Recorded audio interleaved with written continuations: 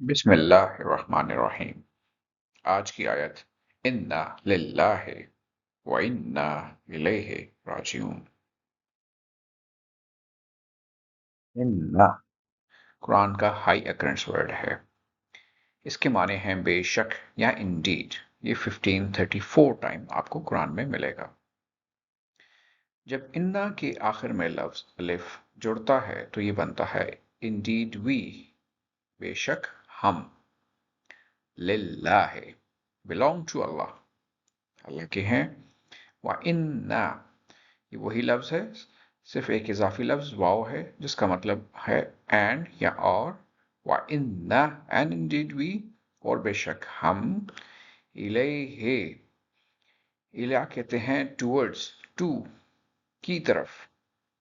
हे जिक्र अल्लाह का चल रहा है तो इसलिए हमने इसको कैपिटल एच के साथ किया। इलैहि, टू हिम, उसी की तरफ। राजिऊन, राजिऊन को आप उर्दू के लफ्ज रुजू से रिकॉल कर सकते हैं। माने वाव और नून का आखिर में आना प्लूरल साइन है। राजिऊन का मतलब है लौट कर जाने वाले हैं।